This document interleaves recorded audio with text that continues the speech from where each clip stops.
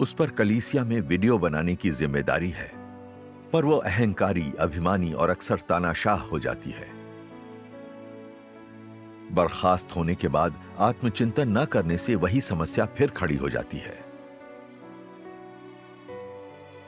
वो कई बार वीडियो बनाने में रुकावट डालती और पश्चाताप नहीं करती है। बात निष्कासन तक आ जाती है। वो निराशा में डूब जाती है। आखिर में निकाल दिए जाने की नौबत आने तक वो चिंतन और पश्चाताप क्यों नहीं कर पाती है? इतने वर्षों की आस्था के बाद भी वो इतनी अहंकारी क्यों है? उसकी समस्या की जड़ क्या है? –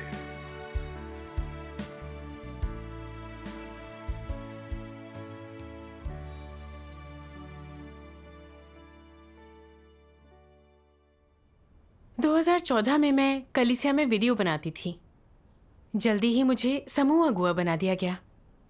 अच्छे वीडियो बनाने के लिए मैं सिद्धांतों पर विचार कर प्रार्थना और खोज करती थी। हर शॉट के प्रति गंभीर थी। कुछ समय बाद मेरे बनाए ज़्यादातर वीडियो इस्तेमाल के लिए चुने गए। भाई बहन मुझे प्रशंसा की नज़रों से देखने लगे। मैं खुद को कलीसिया के बेहतरीन सदस्यों में से एक समझने लगी, वरना मुझे तरक्की नहीं दी जाती। कुछ हफ्तों बाद सुपरवाइजर ने दूसरे समूह के वीडियो प्रोडक्शन की जिम्मेदारी देते हुए खास तौर पर मुझसे कहा, परमेश्वर के वचनों का अनुभव और सिद्धांतों का पालन करने में भाई बहनों का मार्गदर्शन करना। मुझे बहुत खुशी महसूस हुई। सुपरवाइजर ने मुझे मार्गदर्शन करने के लिए कहा, मतलब मैं इस काम के लिए काबिल थी। समूह में आने के बाद पता चला कि कुछ भाइयों को अच्छे से वीडियो बनाना नहीं आता था। एक बहन ठीक ठाक थी, पर वो नई थी। सभी पहलुओं में उसे काफी कम अनुभव था। सिर्फ समूह अगुआ ही हर काम में अच्छा था। सभाओं में ईश वचनों पर संगति करते हुए समूह अगुआ मेरी तरह व्यवस्थित नहीं था।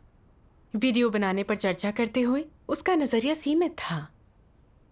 अक्सर सभी लोग मेरा सुझाव मान लेते थे, तो मैं खुद को और भी काबिल समझने लगी। कुछ चर्चाओं में जब समूह अगुआ मुझसे अलग कोई सुझाव देता तो मैं उसे बेकार समझती। मन ही मन सोचती, सालों से ये कर्तव्य निभाने के बाद क्या मैं सही गलत नहीं जानती? मैं अपने सुझाव पर अड़ी रहती। समूह अगुआ से बहुत चिढ़ जाती। योग्यताओं पर ध्यान देने से आप दूसरों के सुझाव नहीं मानेंगे।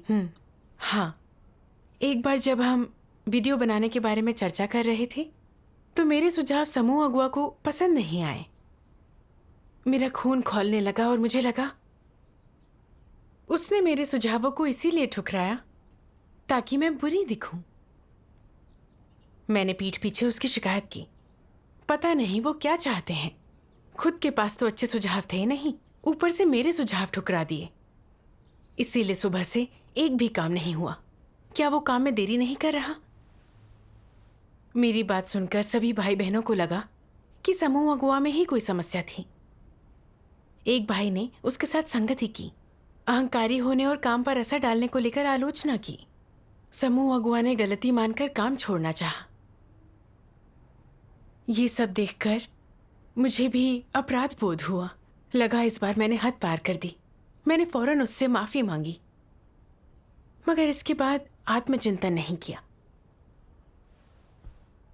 एक दिन एक कलीसिया अगुआ आई और वीडियो बनाने के काम के बारे में पूछा। मैंने कुछ सुझाव दिए जिन्हें अगुआ ने मान लिया। उन्होंने सभी से कहा कि वे मेरे सुझाव माने और काम करते वक्त उन्हें और बेहतर करें। मैंने मन में सोचा, अगुआ ने मेरे सुझावों को माना, यानी मैं दूसरों से ज्यादा काबिल हूं, तो सभी को मेरी बात माननी चाहिए। इसके बाद मैं ही समूह का सारा काम व्यवस्थित करने लगी। समस्या आने पर लोग मेरे पास चर्चा करने के लिए आते। मैंने खुद को समूह का आधार बना लिया, मानो मैं ही समूह को चला रही थी। समूह अगुआ तो बस नाम के थे, आखिरी फैसला मेरा ही होता।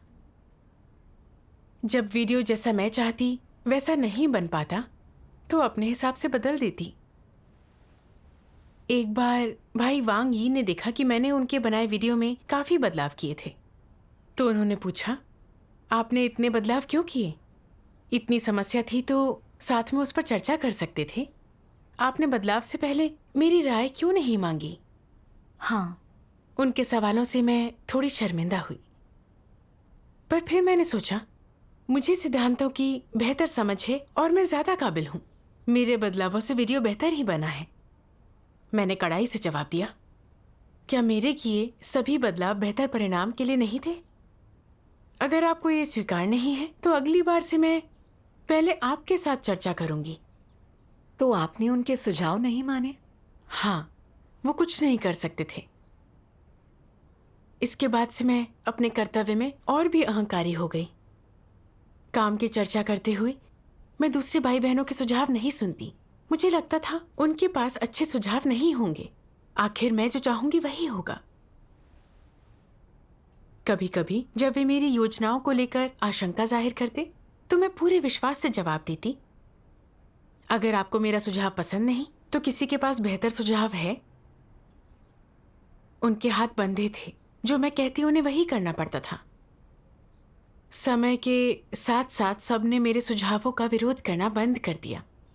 सब मुझसे सिर हिलाकर सहमत हो जाते।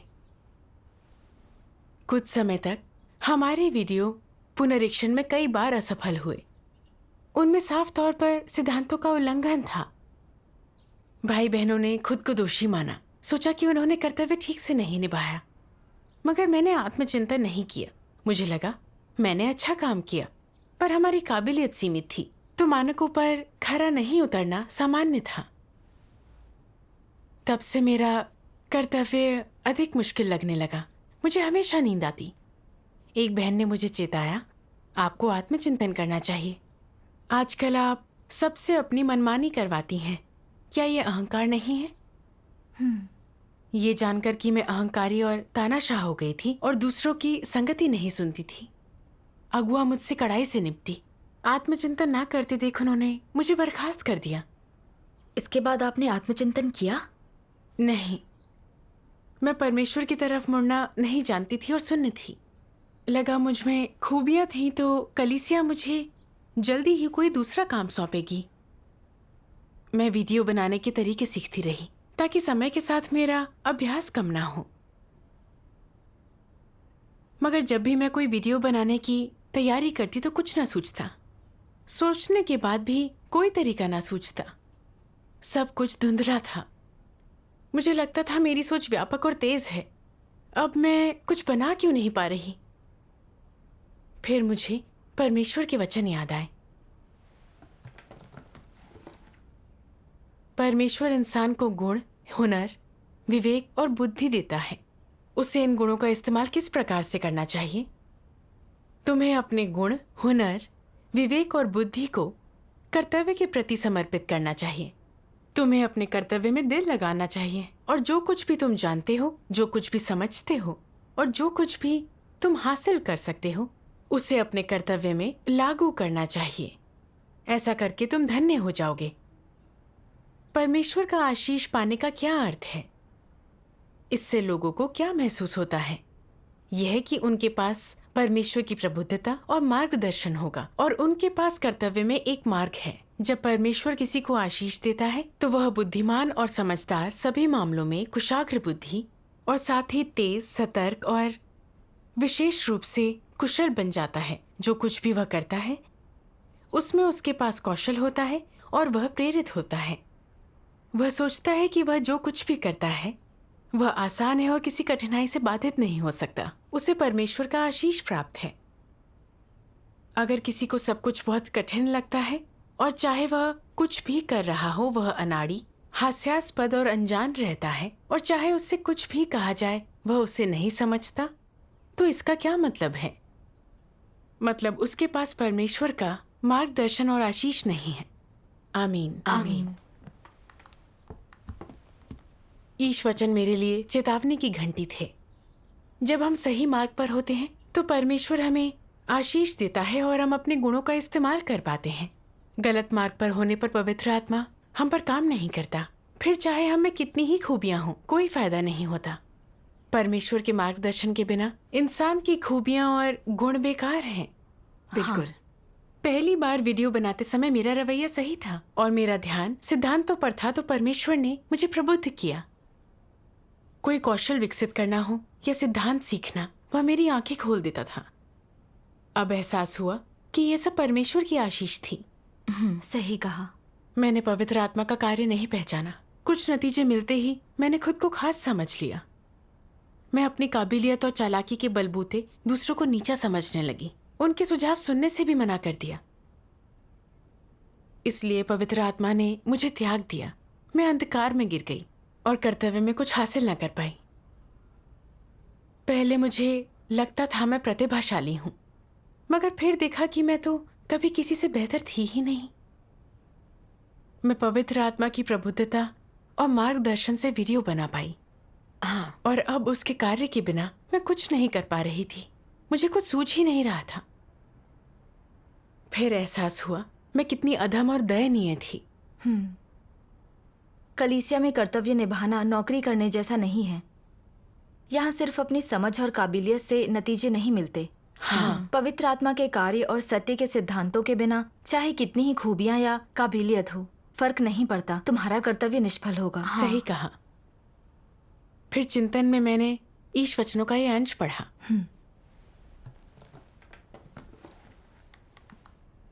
अहंकार मनुष्य के भ्रष्ट स्वभाव की जड़ है। लोग जितने अहंकारी होते हैं उतने अविवेकी भी, और उतनी ही उनके परमेश्वर का प्रतिरोध करने की संभावना होती है। यह समस्या आखिर कितनी गंभीर है। अहंकारी लोग सभी को हे मानते हैं। सबसे बुरा तो ये है कि वे परमेश्वर को भी अपने से नीचा मानते हैं और उनके दिलों में उसका कोई भय नहीं होता। भले ही लोग परमेश्वर में विश्वास और उसका अनुसरण करते दिखें, लेकिन वे उसे परमेश्वर नहीं मानते। उन्हें लगता है कि उनके पास सत्य है और वे खुद को महान मानते हैं। यही अहंकारी स्वभाव का सार और जड़ है, और इसका स्रोत शैतान में है। इसलिए अहंकार की समस्या का समाधान अनिवार्य है। दूसरों को नीचा समझना तुच्छता है। व्यक्ति का अहंकारी स्वभाव उसे परमेश्वर के साथ साथ उसके शासन व्यवस्था का पालन करने से रोकता है। ऐसे लोग दूसरों पर राज करने के लिए परमेश्वर के साथ संघर्ष करते हैं। इस तरह का व्यक्ति परमेश्वर में तनिक भी श्रद्धा नहीं रखता। परमेश्वर से प्रेम करना या उसके प्रति समर्पण करना तो दूर की बात है। अहंकारी लोग, खासकर जो बेहद घमंडी होते हैं, परमेश्वर में विश्वास करते हैं पर उसके प्रति समर्पण नहीं कर पाते। वे खुद की बड़ाई कर गवाही देते हैं। ऐसे लोग परमेश्वर के अधिक विरोधी होते हैं और उन्हें परमेश्वर का बिल्कुल भय नहीं होता। आमीन। आमीन। आमीन। मैंने अपने व्यवहार की तुलना परमेश्वर के वचनों से की। लगातार तरक्की मिलने पर मुझे खुद पर गर्व होने लगा था। लगा कलीसिया मेरी प्रतिभा के बिना कुछ नहीं कर पाएगी। जब सुपरवाइजर ने मुझे भाई बहनों के वीडियो बनाने की जिम्मेदारी दी तो मैं और अहंकारी बन गई। खुद को दूसरों से बेहतर समझा। जब समूह अगुआ मेरे सुझावों पर अपनी राय देता तो मैं उन्हें पूरी तरह ठुकरा देती। लगता वो मुझसे असहमत होकर मुझे नीचा दिखाना और मेरी छवि खराब करना चाहता है। तो मैंने पीठ पीछे उसकी आलोचना की, जिस कारण दूसरे भी उसकी आलोचना करने लगे और उसका निपटान किया।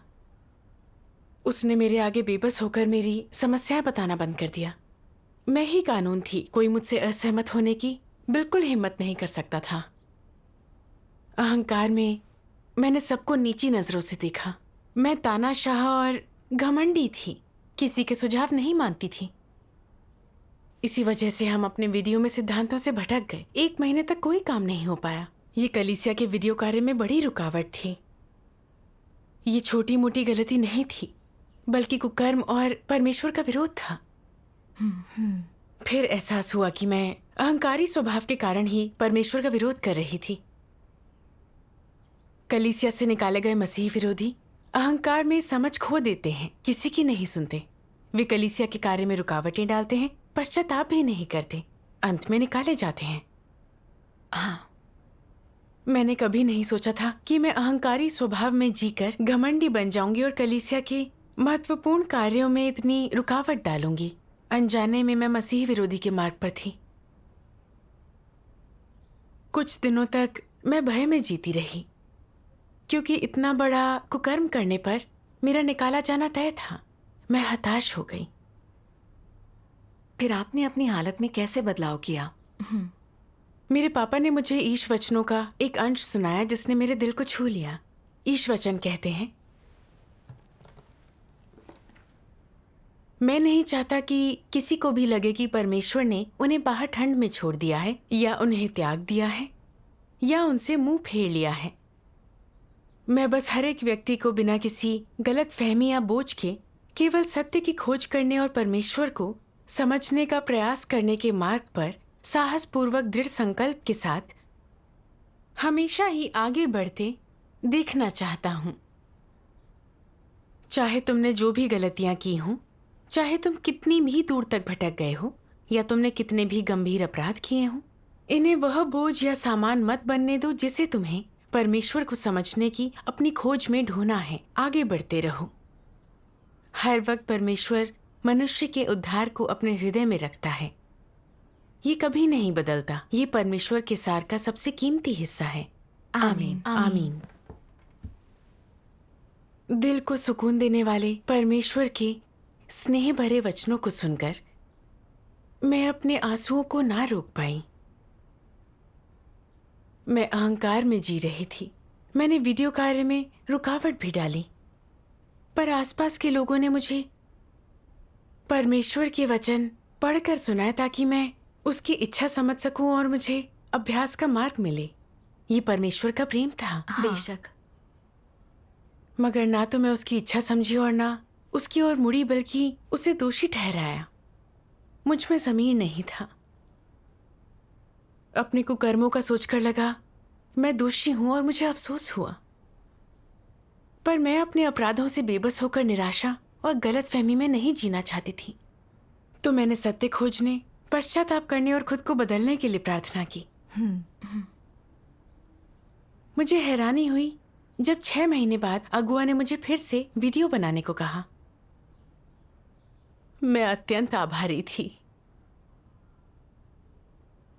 मैंने कसम खाई कि मैं अपना कर्तव्य अच्छे से निभाकर अपने पिछले अपराधों की भरपाई करूंगी। इस बार मैं अपने कर्तव्य में पहले जितनी अहंकारी या अड़ियल नहीं थी। मैं अक्सर दूसरों के साथ काम पर चर्चा करती, सत्य के सिद्धांत खोजती। किसी की राय अलग होने पर मैंने खुद को अनदेखा कर उनके सुझावों को सुनना भी सीखा। मैं वीडियो बनाने में ज्यादा से ज्यादा कामयाब होती गई। परमेश्वर का धन्यवाद। पर अच्छी चीजें कहाँ टिकती हैं। जब मैं वीडियो कार्य में अच्छा कर रही थी तो अनजाने में मेरा अहंकार फिर से सिर उठाने लगा। मैं एक बहन के साथ वीडियो बनाने का काम कर रही थी, पर मुझे उनके विचार पुराने लगते तो मैं उनके सुझावों को अनदेखा कर उन्हें तवज्जो नहीं देती।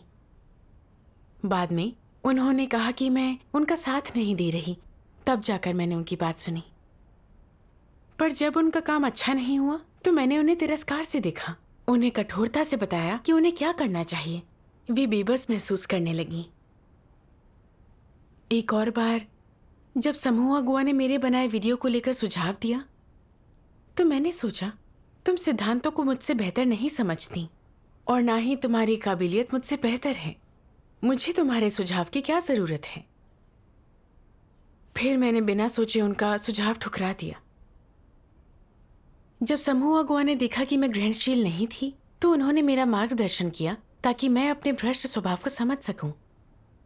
पर मैं प्रतिरोधी बन गई और इसे स्वीकार नहीं किया। एक और समूह अगुआ ने मेरे साथ संगति करके मेरे तानाशाह व्यवहार और दूसरों के सुझाव ना मानने को लेकर मेरी आलोचना की, मगर मैं इसे स्वीकार नहीं कर पाई और सोचा कि आप चाहते हैं कि मैं आपके सुझाव मान लूं। जब मेरे सुझाव सही थे तो फिर मैं उन्हें ठुकराकर आपके सुझाव क्यों मानूं? मैंने मुंह बनाया पर कुछ कहा नहीं। वहां का माहौल खराब हो गया। सभा को जल्दी खत्म कर दिया गया। आपको लगा आपका सुझाव अच्छा था, पर सभी आपसे असहमत थे। जरूर कोई समस्या रही होगी। हाँ। अपने विचारों पर अड़े रहने और दूसरों की बात ना सुनने से कर्तव्य निभाना मुश्किल हो जाता है। बिल्कुल। मैं बहुत अहंकारी और जिद्दी थी। दूसरों के सुझाव नहीं मानती थी तो मैंने कर्तव्य में कुछ हासिल नहीं किया और बर्खास्त हो गई। घर लौटकर मैं बहुत दुखी हो गई। मैंने सोचा, मैं पुराने डर्रे पर क्यों लौट आई? मैं अहंकारी नहीं बनना चाहती थी, पर खुद को रोक ही नहीं पाई। मानो यही मेरी प्रकृति और सार है और मैं इसे नहीं बदल सकती। मैंने खुद से उम्मीद छोड़ दी। मेरी माँ शहर से बाहर थीं। उन्होंने वापस आकर मेरे साथ संगति की और मेरे आत्मचिंतन के बारे में पूछा। उन्होंने मेरी बात सुनी और फिर मुझसे कहा, तुमने कुकर्म और परमेश्वर का विरोध किया, अपनी अहंकारी प्रकृति मानी, पर क्या तुमने खुद को पहचान कर पश्चाताप किया? इतने सालों से खुद को जानते हुए भी तुम्हारे अहंकार में कोई बदलाव नहीं आया, क्योंकि तुम्हारा आत्मज्ञान उथला है, तभी स्वभाव में बदलाव नहीं हुआ। सही कहा। ईश वचनों को इकट्ठा कर इसके मूल से आत्मचिंतन करो। क्या तुमने कभी भी अपनी आस्था पर चिंतन किया है? 1 दशक की आस्था में तुमने किसके आगे समर्पण किया? तुमने किसका आदर किया है? तुम हर मोड़ पर संघर्ष करती रही, सबसे मुकाबला करके खुद का दिखावा करना चाहा। कलीसिया अगुआ रहते हुए 2 बार बर्खास्त होने को छोड़कर तुमने हमेशा खुद को ऊंचा उठाया और दूसरों की सराहना पानी चाहिए। 2 साल पहले जब तुम वीडियो बना रही थी, तुमने समूह अगुआ को नीचा दिखाया, खुलेआम उनसे होड़ की। नतीजतन 2 महीनों तक समूह कुछ भी हासिल नहीं कर पाया। क्या तुमने आत्मचिंतन किया? दूसरों ने कितनी बार तुम्हें समझाया, पर क्या तुमने कभी स्वीकारा? माँ के इन सवालों ने मेरा सीना छलनी कर दिया। वे सवाल बेहद तीखे थे। उनकी हर बात सच थी। क्या कहूं समझ नहीं आया। माँ ने फिर निराश होकर कहा, तुम्हें बर्खास्त हुए इतना समय हो गया है, अब तक सच में आत्मचिंतन क्यों नहीं किया? तुमने सत्य को नहीं स्वीकारा है। तुम जहां कर्तव्य निभाती हो वहां शांति नहीं रहती। यह एक गंभीर समस्या है। इतने सालों से विश्वासी रहकर भी तुम्हारे व्यवहार, तुम्हारी अहंकारी प्रकृति, तुम्हारे कुकर्म, सत्य को ना स्वीकारने, आत्मचिंतन ना करने के कारण तुम्हारा निकाला जाना पक्का है। निकाले जाने की बात सुनकर मैं उनके सामने रो पड़ी। मुझे बहुत पीड़ा होने लगी। क्या मुझे वाकई निकाल दिया जाएगा? क्या वाकई मेरी आस्था के मार्ग का अंत होने वाला है? क्या मुझे हमेशा के लिए कलीसिया से दूर कर दिया जाएगा? मैं इतने सालों से विश्वासी हूं, इतने सारे कष्ट सहे, मुझे कैसे निकाल सकते हैं? लगा मेरे साथ अन्याय हो रहा है। मेरी मां संगति करती रही, पर मैं सुन नहीं पा रही थी। कुछ दिनों तक मैं लगातार रोती रही। ये विचार कि कलीसिया मुझे निकाल देगी बेहद पीड़ादायी था। मैंने जिंदा लाश की तरह अपने दिन बिताए, कुछ भी करने की ताकत खो चुकी थी। एक बार जब पापा सभा से लौटे तो मैंने पूछा, पापा क्या मैं सच में निकाल दी जाऊंगी? उन्होंने सख्त लहजे में कहा, अभी जरूरी ये है कि तुम इसे कैसे देखती हो। अगर तुम्हें निकाल दिया गया, क्या तब भी परमेश्वर में विश्वास करोगी? अगर तुम्हें सच में पछतावा है तो पश्चाताप करो और सत्य खोजो। फिर निकाला जाना भी तुम्हारे लिए एक उद्धार होगा। सच कहा। अगर निकाले जाने पर तुम हार मान लोगी तो तुम्हें पूरी तरह से उजागर करके त्याग दिया जाएगा। क्या तुम इससे हार मान लेना चाहती हो? क्या तुम सत्य खोजकर पश्चाताप नहीं करना चाहती, अपने अंत को बचाना नहीं चाहती? सच में सच्चा पश्चाताप ही कुंजी है। मेरे पापा की बातों ने मेरी आंखें खोल दी। वो सही थे। क्या निकाले जाने पर भी मैं सृजित प्राणी नहीं रहूंगी? मुझसे ईश वचन पढ़ने और सत्य खोजने का हक कोई नहीं छीन सकता। मुझे पश्चाताप करना था। मैंने परमेश्वर के सामने सिर झुकाकर प्रार्थना की, परमेश्वर, आज मैं सिर्फ अपनी गलतियों और सत्य खोजने में विफल रहने के कारण इस हालत में हूं। बाद में मैंने विचार किया, इतने सालों की आस्था में मैंने कभी सत्य क्यों नहीं खोजा, निकाले जाने की नौबत आने तक कुछ क्यों नहीं समझी? अगर मैंने सत्य खोजने में जरा सी मेहनत कर ली होती तो बात यहां तक पहुंचती ही नहीं। मुझे बहुत अफसोस और पीड़ा हो रही थी।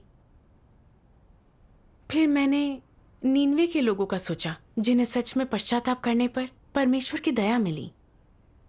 मैंने ईश वचनों की किताब में पढ़ा। ये कुमार्ग बुरे कार्यों को नहीं बल्कि उस बुरे स्रोत को संदर्भित करता है जिससे लोगों का व्यवहार उत्पन्न होता है। अपने कुमार्ग से फिर जाने का अर्थ है कि वे ये चीजें दोबारा नहीं करेंगे। वे दोबारा इस बुरे तरीके से व्यवहार नहीं करेंगे। उनके कार्यों का तरीका, स्रोत, उद्देश्य, इरादा और सिद्धांत सब बदल चुके हैं। वे आनंद और प्रसन्नता के लिए कभी उन तरीकों और सिद्धांतों का उपयोग नहीं करेंगे।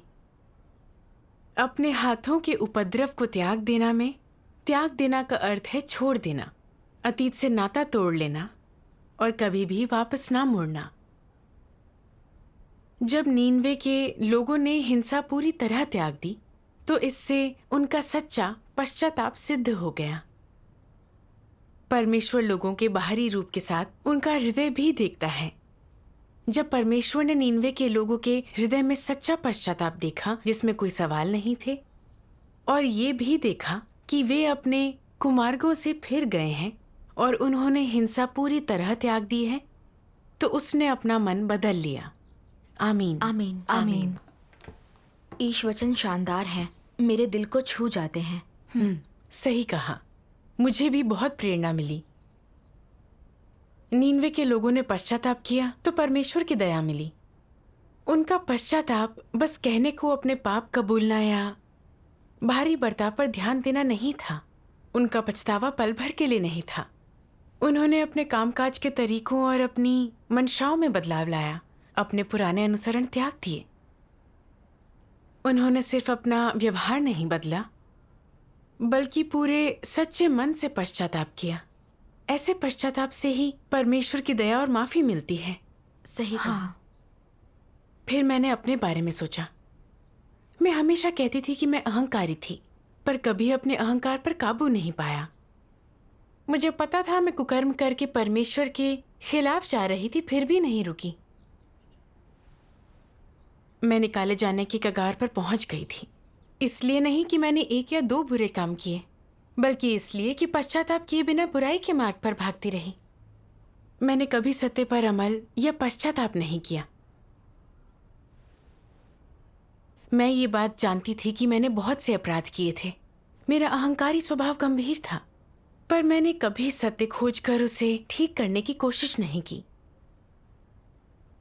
अहंकारी स्वभाव ठीक किए बिना मैं सच्चा पश्चाताप कैसे करती? हाँ, अगर मैंने सच्चा पश्चाताप नहीं किया तो क्या मेरा आत्मज्ञान दूसरों को छलने वाला मुखौटा नहीं था? मुझे नीनवे के लोगों जैसा बनना था। मुझे अपने व्यवहार के पीछे छिपी वजहों, मंशाओं और तरीकों पर आत्मचिंतन करके परमेश्वर से पश्चाताप करना था। मेरी माँ ने मुझे कैसे उजागर किया और कैसे मुझे 2 बार बर्खास्त किया गया, ये याद कर मैंने सोचा, क्यों मैं अपना अहंकारी स्वभाव देख पाने में तो सक्षम थी, पर जैसे ही कुछ होता मैं अपने अहंकारी स्वभाव का सहारा लेकर परमेश्वर का विरोध करने लगती। फिर मैंने भक्ति कार्य में ईश वचनों में ये पढ़ा, जब तक लोग सत्य और परमेश्वर का उद्धार नहीं स्वीकारते तब तक वे जितने भी विचार स्वीकारते हैं वे सब शैतान से उत्पन्न होते हैं। सभी विचार, दृष्टिकोण और परंपरागत संस्कृतियां जो शैतान से उत्पन्न होती हैं, ये चीजें लोगों के लिए क्या लाती हैं? ये छल, भ्रष्टता, बंधन, बेड़ियां लाती हैं, जिससे भ्रष्ट मानव जाति के विचार संकीर्ण और उग्र हो जाते हैं और चीजों पर उनके विचार एक तरफा और पक्षपाती, यहाँ तक कि बेतुके और बेहुदे हो जाते हैं। ये शैतान द्वारा मानव जाति को भ्रष्ट किए जाने का परिणाम है। अगर तुम सत्य समझते हो तो जानोगे कि इसका अभ्यास और परमेश्वर की आज्ञा का पालन कैसे करना है। तुम स्वाभाविक रूप से सत्य के अनुसरण के मार्ग पर चलने लगोगे। अगर तुम्हारा मार्ग सही है और परमेश्वर की इच्छा के अनुरूप है तो पवित्र आत्मा का कार्य तुम्हारा साथ नहीं छोड़ेगा और परमेश्वर को धोखा देने का जोखिम कम होगा। सत्य के बिना बुरे काम करना आसान है और तुम ये अपनी मर्जी के बिना करोगे। अगर तुम्हारा स्वभाव अहंकारी है तो तुम्हें परमेश्वर का विरोध ना करने को कहने से कुछ नहीं होगा। तुम खुद को रोक नहीं सकते, ये तुम्हारे नियंत्रण के बाहर है। तुम ऐसा जानबूझकर नहीं बल्कि अपनी अहंकारी और दंभी प्रकृति के कारण करोगे। अपने अहंकार और दंभ के कारण तुम परमेश्वर को नीची नजर से देखते हो। उनके कारण तुम खुद को ऊंचा उठाओगे और निरंतर खुद का दिखावा करोगे। वे तुमसे दूसरों का तिरस्कार करवाएंगे, तुम्हारे दिल में बस तुम्हें रहने देंगे। वे तुम्हारे दिल से परमेश्वर का स्थान छीन लेंगे और तुम्हें उसके स्थान पर बैठकर ये मांग करने को मजबूर करेंगे कि दूसरे तुम्हें समर्पित हों। तुमसे अपने ही विचारों, ख्यालों और धारणाओं को सत्य मानकर पूजा करवाएंगे। लोग अपनी उद्दंडता और अहंकारी प्रकृति के प्रभुत्व के अधीन इतनी बुराई करते हैं। बुरे कर्मों के समाधान के लिए पहले उन्हें अपनी प्रकृति को सुधारना होगा। स्वभाव में बदलाव किए बिना इस समस्या का मौलिक समाधान संभव नहीं है। आमीन। आमीन। आमीन। ईश वचनों पर विचार करके मुझे एहसास हुआ कि सत्य हासिल करने से पहले मेरे सभी विचार और मेरे जितने भी नजरिए थे वे सब शैतान से आते थे। हाँ, बचपन से ही मैंने स्कूल में जो कुछ सीखा, बड़ों ने जो सिखाया और समाज के असर के कारण लगा कि मुझे हमेशा हर चीज के केंद्र में रहना चाहिए। सर्वोच्च शासक मैं ही हूं और मैं ही सब कुछ हूं। ये मेरे जीवन के फलसफे थे। मैंने इन शैतानी फलसफों को सकारात्मक चीज समझा। मैं जिस समूह में होती उसकी प्रभारी बनकर सभी फैसले खुद करना चाहती। मैं दूसरों को हुक्म देना और हमेशा उनसे अपनी सारी बातें मनवाना चाहती थी। जब समूह अगुआ मेरी बात सुनने के बजाय मुझे सुझाव दे रहा था, मैं नाराज हो गई और भाई बहनों के सामने उसकी आलोचना की। सबसे अपनी बात मनवाने और उसे दबाने के लिए अपनी ऊंची काबिलियत और योग्यताओं का इस्तेमाल किया। भाई बहन बेबस होकर अपनी राय व्यक्त ना करना चाहते, बस कठपुतलियों की तरह मेरी बात मानते थे। नतीजतन मेरा सारा काम बिगड़ गया। मैंने दूसरों को अपनी बात सुनने और मानने को मजबूर किया। मैंने थोड़ा सा अहंकारी स्वभाव नहीं दिखाया था, बल्कि मैं बहुत ज्यादा अहंकारी बन गई थी।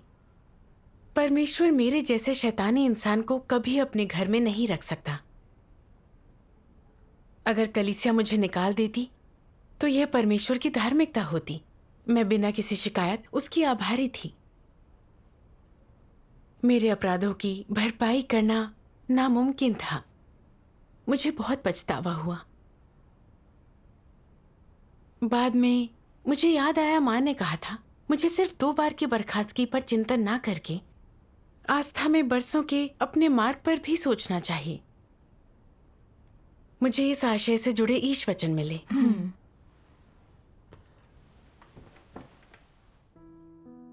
सर्वशक्तिमान परमेश्वर कहते हैं, मसीह विरोधी जन्म से ही नियमों से जीना या साधारण जीवन जीना या चुपचाप अपने स्थान पर बने रहना या एक साधारण इंसान की तरह जमीन से जुड़े रहकर जीना नहीं चाहते। वे इस तरह का इंसान होने से संतुष्ट नहीं होते। इसलिए बाहर से वे कुछ भी व्यक्त करें, अंदर की गहराई से वे कभी संतुष्ट नहीं होते। उन्हें कुछ करना होता है। क्या करना होता है? ऐसी चीजें जिसकी औसत इंसान कभी कल्पना भी नहीं कर सकता। इस तरह वे औरों से विशिष्ट होना पसंद करते हैं और ऐसा करने के लिए वे स्वेच्छा से थोड़ी कठिनाई से गुजर जाएंगे और एक कीमत चुका देंगे। कहावत है कि नए अधिकारी प्रभावित करने को उत्सुक रहते हैं, ये साबित करने के लिए कि वे कोई मामूली इंसान नहीं हैं। उन्हें कोई छोटा मोटा चमत्कार करना होगा या किसी प्रकार की विरासत बनानी होगी। इसमें सबसे गंभीर समस्या क्या है? भले ही वे कलीसिया में काम कर रहे हों और भले ही वे अपना कर्तव्य निभाने का ढोंग करते हुए काम कर रहे हों, उन्होंने कभी परमेश्वर से ये नहीं पूछा कि चीजें कैसे की जानी चाहिए और कभी गंभीरता से जांच नहीं की कि परमेश्वर का घर क्या आदेश देता है, सत्य के क्या सिद्धांत हैं, परमेश्वर के घर के कार्य को लाभ पहुंचाने के लिए क्या किया जाए, भाई बहनों को लाभ पहुंचाने, परमेश्वर का अपमान न करने और उसकी गवाही देने और कलीसिया के काम को सुचारू रूप से आगे बढ़ाने के लिए क्या किया जा सकता है ताकि वो बिना किसी परेशानी और चूक के होता रहे। वे ना तो कभी इन बातों के बारे में पूछते हैं, ना ही इनके बारे में पूछताछ करते हैं। उनके दिलों में ये चीजें नहीं रहती। उनके दिलों में ये चीजें मुख्य नहीं हैं। तो वे किसके बारे में पूछताछ करते हैं? उनके दिलों में क्या रहता है? यही कि कलीसिया में अपनी प्रतिभा कैसे दिखाएं, ताकि ये दिखा सकें कि वे बाकी सबसे अलग हैं, ताकि वे अपनी अगुवाई के कौशल दिखा सकें, ताकि वे लोगों को दिखा सकें कि वे कलीसिया के स्तंभ हैं, कि कलीसिया उनके बिना नहीं चल सकती, कि सिर्फ उन जैसे लोगों के वहां होने के कारण ही कलीसिया के कार्य की हर परियोजना सुचारू रूप से आगे बढ़ सकती है। मसीह विरोधी की अभिव्यक्तियों और कार्य करने के प्रति उनके उत्साह और संवेग को देखते हुए वे खुद को किस स्थान पर रखते हैं? बाकी सबसे ऊंचे स्थान पर। उनका लक्ष्य क्या होता है? उनका लक्ष्य सृजित प्राणी के रूप में अपना कर्तव्य निभाते हुए अच्छा काम करना और परमेश्वर के बोझ पर विचार करना नहीं होता, बल्कि कलीसिया में काम और भाई बहनों की सेवा करते हुए सब कुछ नियंत्रित करना होता है।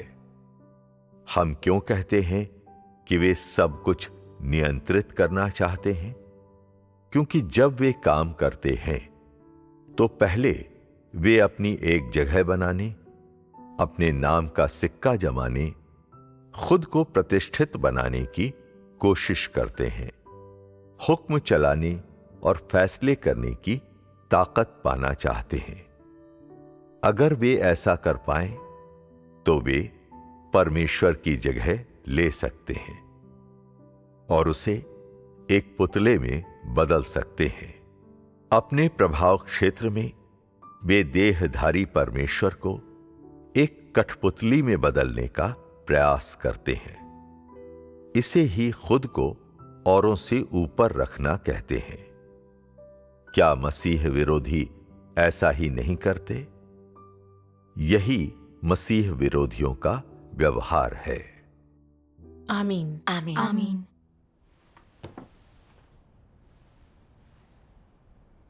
वचनों ने मेरी अवस्था का खुलासा किया।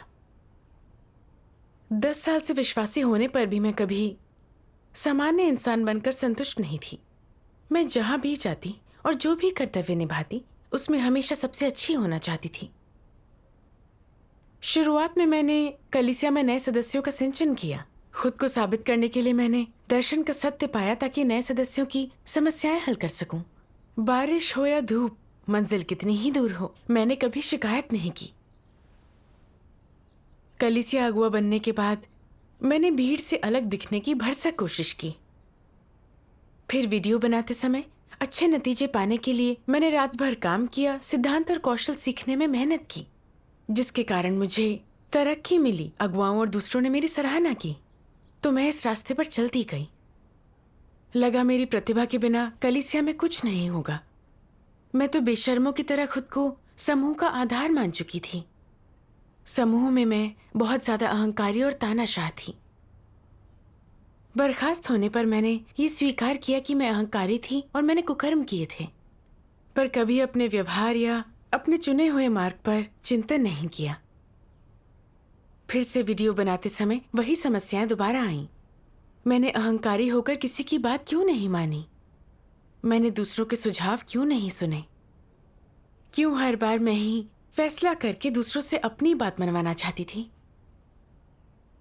इसलिए क्योंकि मैं बहुत अहंकारी थी, आम इंसान नहीं बनना चाहती थी। मैं दूसरों से बड़ी बनकर उनसे अपनी बात मनवाना चाहती थी। मेरे ऐसे स्वभाव और मसीह विरोधी के खुद को औरों से ऊपर रखने वाले स्वभाव में फर्क ही क्या है?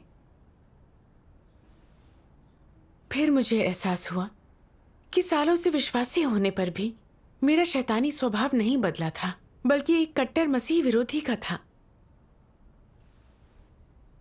कलीसिया मुझे निकालने वाली है, ये सुनकर लगा मेरे साथ अन्याय हो रहा है। परमेश्वर को मुझे ठुकराना नहीं चाहिए क्योंकि मैं सालों से विश्वासी हूं। असल में मैं सत्य खोजना नहीं चाहती थी, मैं बस नाम और फायदा पाना चाहती थी। मैंने गलत मार्ग चुन लिया था, इसलिए 1 दशक के बाद भी मुझे सत्य हासिल नहीं हुआ। ये किसकी गलती थी? सत्य ना खोजना मेरी ही गलती थी। फिर इतने सालों में मेरे अपराधों और कुकर्मों के बारे में सोचूं तो कलीसिया का मुझे निकालना परमेश्वर की धार्मिकता थी। मैं अहंकारी स्वभाव में जी रही थी। मैंने ना सिर्फ हमारे काम में गंभीर रुकावटें डाली, बल्कि दूसरों को बेबस करके उन्हें कष्ट भी पहुंचाया। मुझ में बिल्कुल मानवता नहीं थी।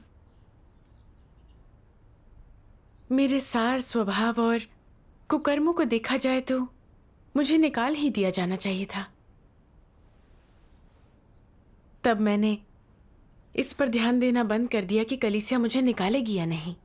मुझे सत्य खोजने और अपने भ्रष्ट स्वभाव को ठीक करने का फैसला करना था। फिर कलीसिया ने व्यवस्था की कि मैं चिंतन के लिए अलग किए गए लोगों के साथ सभा करूं। अपनी भ्रष्टता को समझने और उजागर करने के लिए मैंने ईश वचन पढ़े, ताकि सबको दिखा सकूं कि मैं एक मसीह विरोधी के मार्ग पर थी। मैं शैतान जैसी ही थी। मुझे निकालना परमेश्वर की धार्मिकता होगी।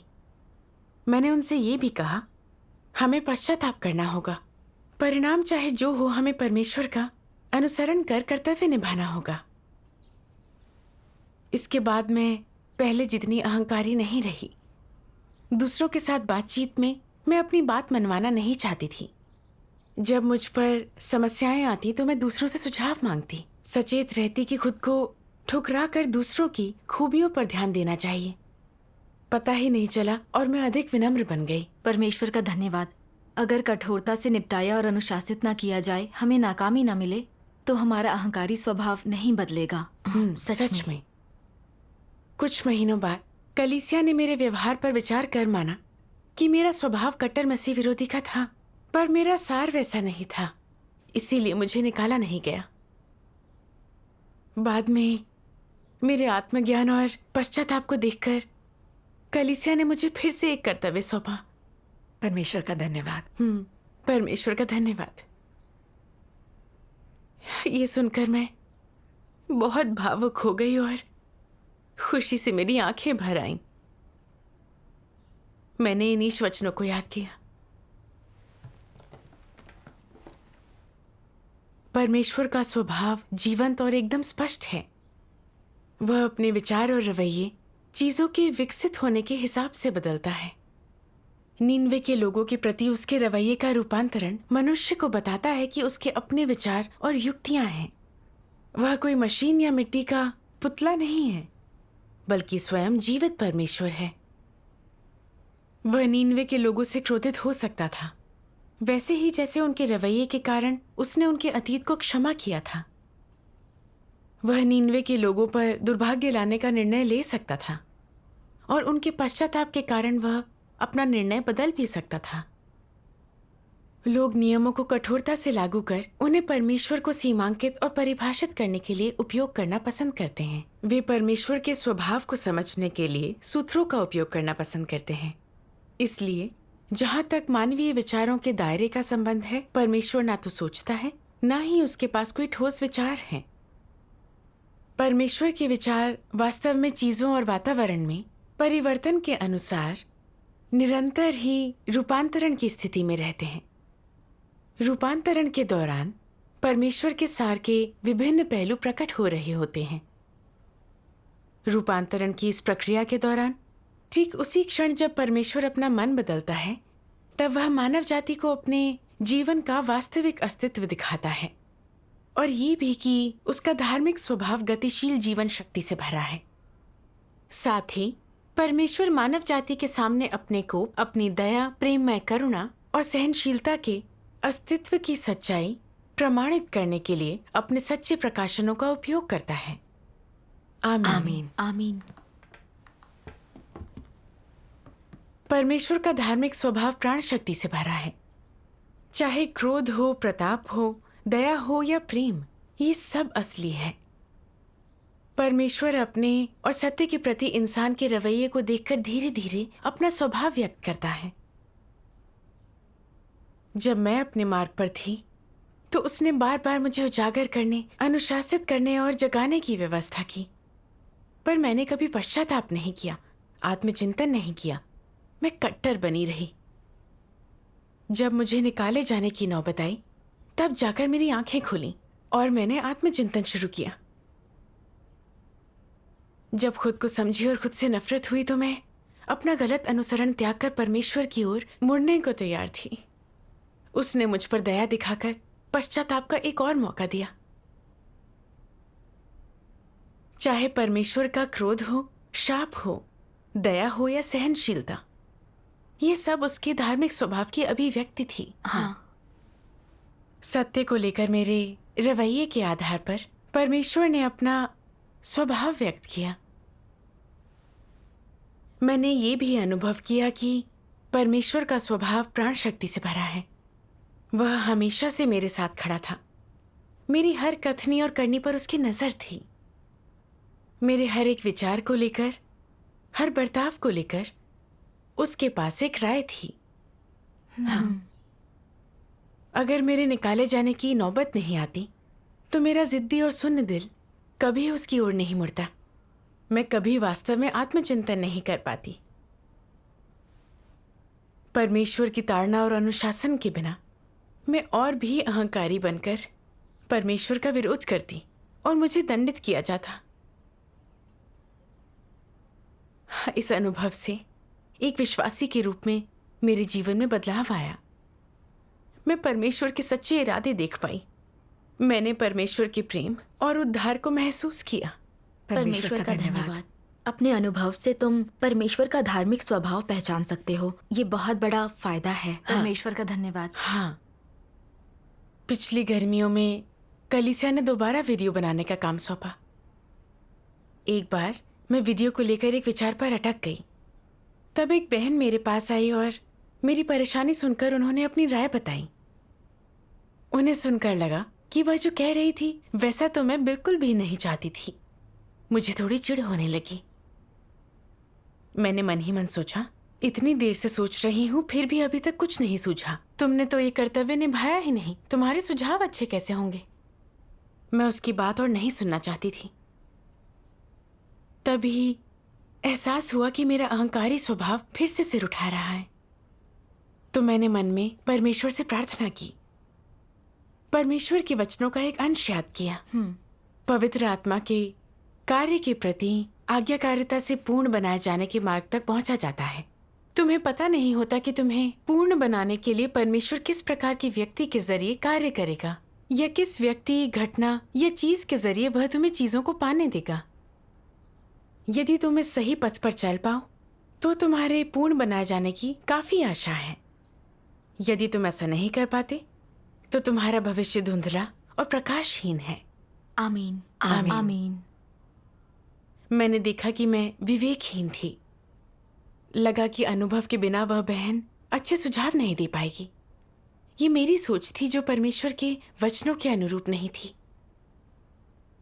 मैंने सोचा मेरे पास दिमाग है, खूबियां हैं, पर परमेश्वर के मार्गदर्शन के बगैर कुछ नहीं सूझेगा। हाँ। मैंने पुरानी नाकामियां याद कर दोबारा खुद पर विश्वास नहीं किया।